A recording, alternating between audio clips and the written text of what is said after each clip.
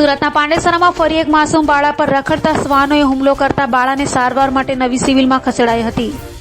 સુરતમાં હાલ રખડતા શ્વાનોનો આતંક દિવસે ને દિવસે વધી રહ્યો છે. જો કે તેમ છતાં સુરત મહાનગરપાલિકાનું તંત્ર જાણે કંઈ બનતું જ ન હોય તેમ કુંભકર્ણની નિંદ્રામાં હોય તેમ લાગી રહ્યું છે. ત્યારે સુરતમાં ફરી રખડતા શ્વાનોએ એક બાળા પર હુમલો કર્યો છે.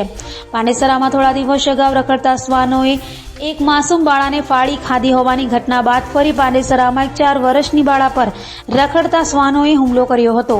જેમાં બાળાને શ્વાનોએ હુમલો કરતા તેણીને માતા સારવાર માટે નવી સિવિલમાં લઈ આવી હતી. લોકોમાં રખડતા શ્વાનોને લઈ તંત્ર સામે ભારે આક્રોશ જોવા મળી રહ્યો છે. उनका नाम है रूबी। नगर रहते हैं 7 किलो काटा था 6 का नाम क्या है? नैना नैना नाम है 4 साल क्या करता खेलना था। है? कौन सी जगह है? नहीं ये कह रहा कि मम्मी कैसे खेले करे आओ आयला कौन से यार सोच लेना नहीं, रहने का नाम क्या है? पांडेसरा में है, कौन सी जगह पे रहते हैं?